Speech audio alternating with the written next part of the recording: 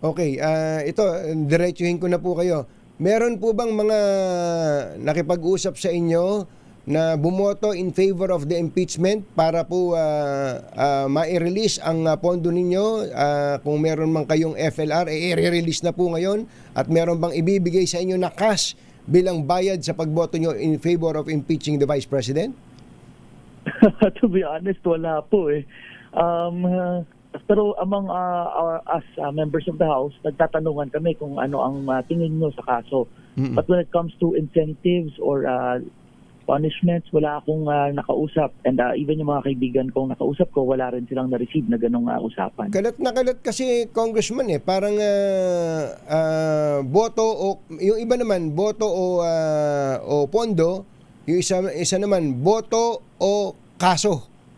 Parang ganoon yung iba yatang medyo may problema nung nakaraan, especially yung mga nabanggit na sa flood control scandal, tutuluyan daw po kapag hindi bumoto to impeach the Vice President. Kumbaga, kalat na kalat ngayon yan, pero kayo, kausap namin ngayon, walang ganon. Walang ganun, Katunying. And I think, Katunying, normal in a highly politicized situation tulad ng impeachment, na maraming magiging discontent creators para ma-force ang certain officials to decide in a certain manner. Pero to be honest, itong House leadership ngayon, nakikita natin talagang very neutral sila when it comes to individual members voting. Walang tumatawag individually sa amin.